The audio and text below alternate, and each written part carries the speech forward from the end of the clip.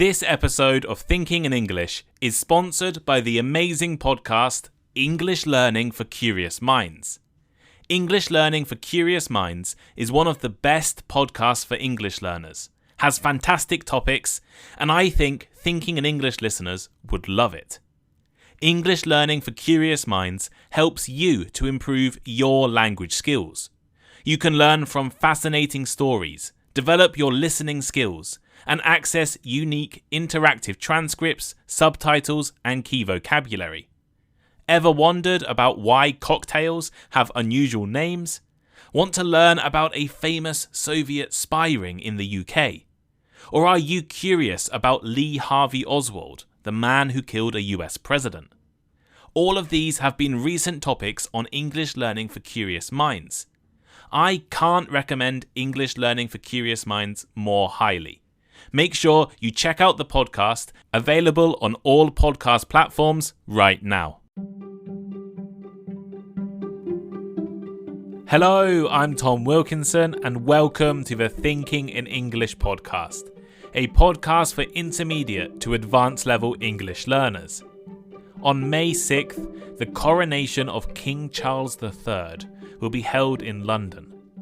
Let's discuss the events, ceremonies, and vocabulary you need to know about Charles's coronation.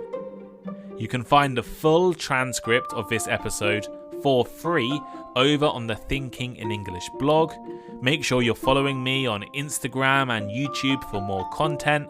Join my Patreon to support the podcast. And here is today's vocabulary list. To crown. To crown. To put a crown on someone's head in an official ceremony that makes that person king or queen. For example, Queen Elizabeth II was crowned in 1953. Accession. Accession. The time when someone starts a position of authority, especially a king or queen. For example, 1926 was the year of Emperor Hirohito's accession to the Japanese throne. Throne. Throne. The special chair used by a king or queen, and also the state of being a king or queen. For example, William is next in line to the throne. To anoint. To anoint. To make someone king or queen, especially as part of a religious ceremony. For example, in 751, Pepin was anointed king. Regalia. Regalia. Official and traditional special clothes and decorations, especially those worn or carried in formal ceremonies. For example, the Queen's regalia at her coronation included her crown and scepter. Carriage. Carriage. A vehicle with 4 wheels that is usually pulled by horses and was used mainly in the past. For instance, he will travel by horse-drawn carriage. Congregation. Congregation. A group of people who have come together in a religious building for worship and prayer. As in, the priest asked the congregation to kneel. Homage. Homage. Deep respect and often praise shown for a person or a god. For example, on this occasion we pay homage to him for his achievements.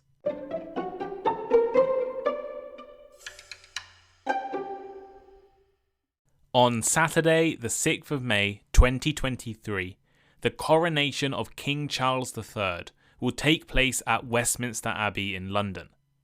The UK will spend a long weekend celebrating the crowning of our new king through concerts, parties, community service, and a lavish ceremony filled with unusual traditions and expensive events.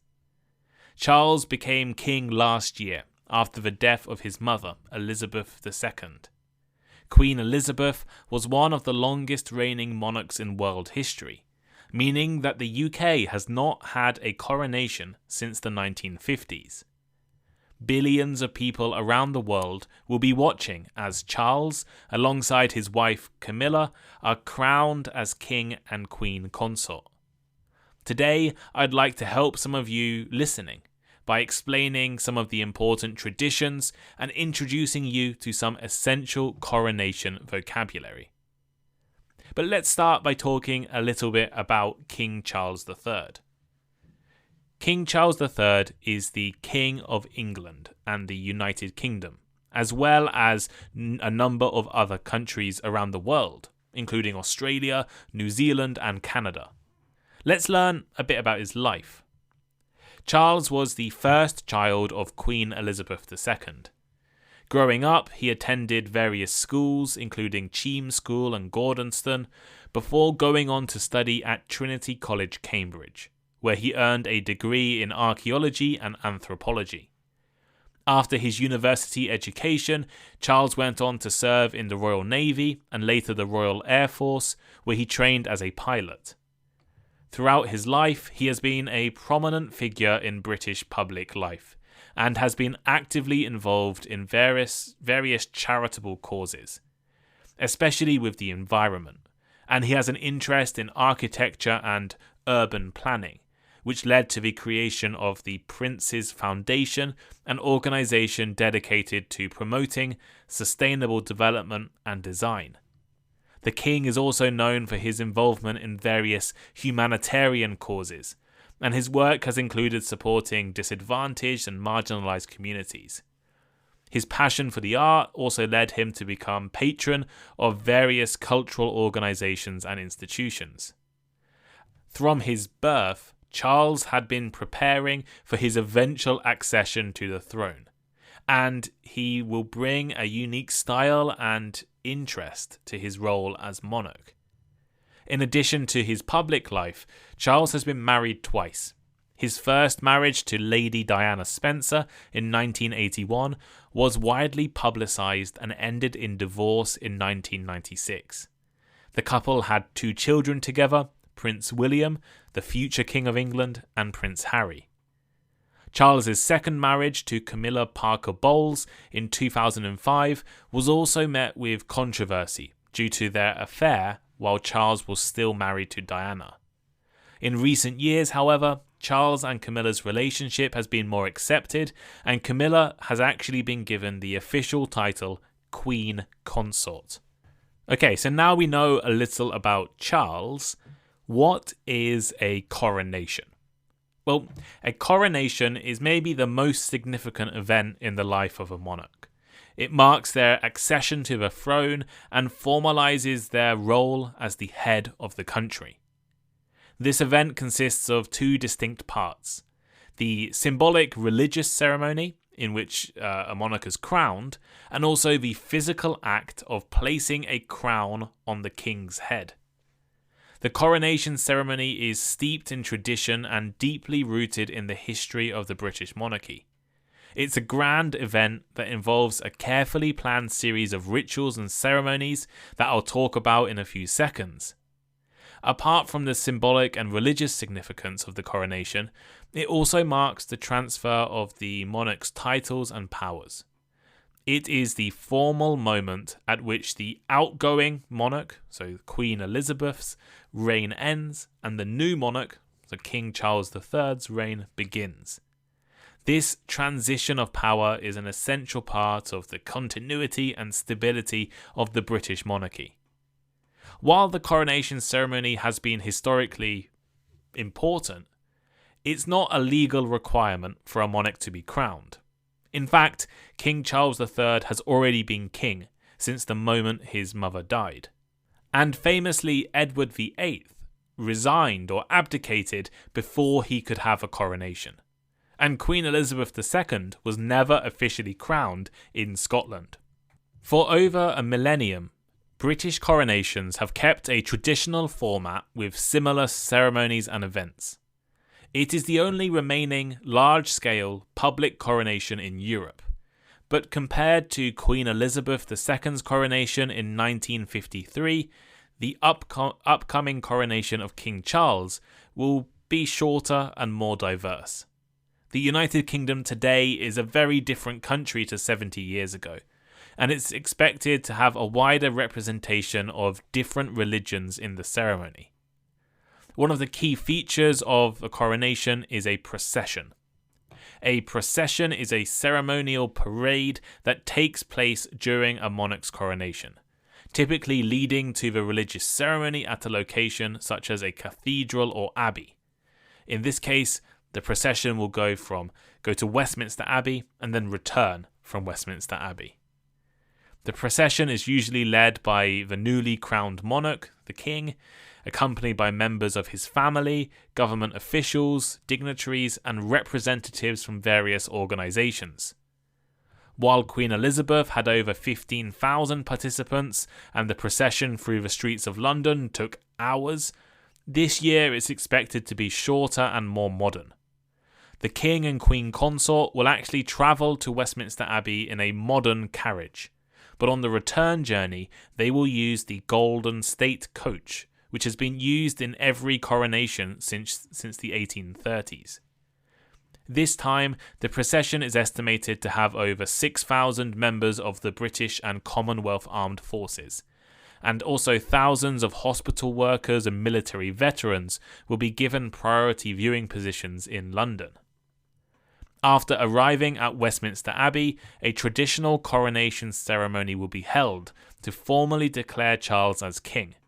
There are a few complicated and different steps in this process. First is the recognition.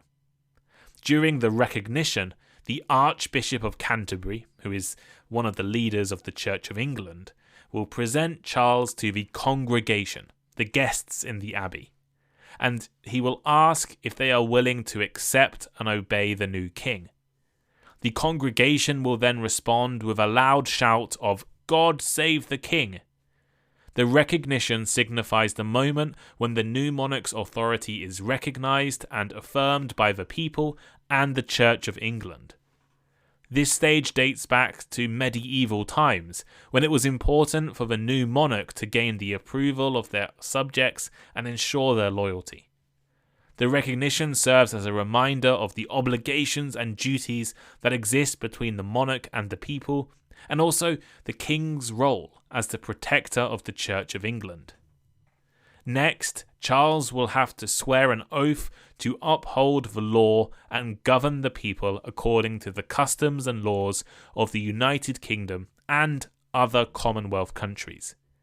He will be presented with a copy of the Bible and asked to make that declaration. The oath-taking is a symbolic moment in the coronation, representing the king's commitment to uphold the laws of the country and serve their people. His promise to govern according to the laws and customs of the various territories also reflects the diversity of the Commonwealth realms, as the king is not just King of England, but also king of numerous countries around the world. After swearing his oath, Charles will then be anointed with holy oil. The Archbishop of Canterbury will pour the oil onto the king's hands and then onto his head in the shape of a cross. The anointing is symbolic of the monarch's connection to God and religion, and the authority they hold as both ruler of England and head of the Church of England. As it's a little known fact, but the king, the monarch, is the head of the church in the UK. The oil used for anointing is specially prepared and blessed by the Church of England, and is a mixture of olive oil, balsam, and other fragrant oils. The anointing ceremony is an ancient tradition that has been part of British coronations for over 1,000 years. This year, however, Charles has requested that the oil not be made with animal products for the first time ever. Perhaps the most important part of the coronation is the investiture. This involves the presentation of the regalia to the newly crowned monarch. The regalia includes the crown, the orb, the scepter, and other symbolic items that represent the king and queen's power and authority. During the investiture, the Archbishop of Canterbury presents the crown to the king, who then places it on their head. The king will also receive the orb, which represents the world, the scepter, which represents their royal authority. They'll also get the ring of state, which represents their marriage to the nation.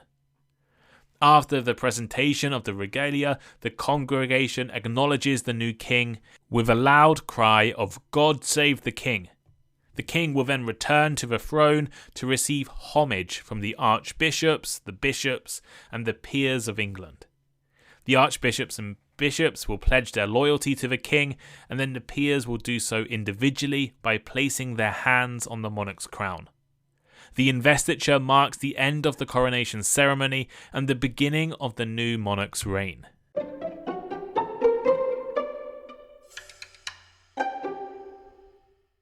So here is today's final thought. The coronation will be one of the biggest events of the year. Hundreds of thousands of people will line the streets of London, and probably billions of people will watch on TV around the world to watch the procession and the ceremonies. As many of the traditions and rituals are over 1,000 years old, the vocabulary can be difficult for both English learners, non-native speakers, and even native speakers too. Hopefully, after listening to this episode, you will be able to better understand King Charles's coronation, as this will be in the news a lot, especially if you read British news like the BBC or British newspapers like The Guardian or the Financial Times. They'll be talking about the coronation quite a lot over the next few days. But what do you think? Will you be watching King Charles's coronation? Do you live in a country with a monarchy like the UK, and do your leaders have a coronation ceremony as well? Let me know by leaving a comment on the Thinking in English transcript, a comment on Spotify, or send me a message on Instagram. If you love listening to Thinking in English, support the podcast on Patreon, join my conversation clubs, take some English classes with us, leave a like, a rating, or a review wherever you are listening right now. A 5-star on Spotify would be great. Check out my Instagram page and YouTube channel. And thank you. Thank you for listening, and I'll see you all next time. Goodbye.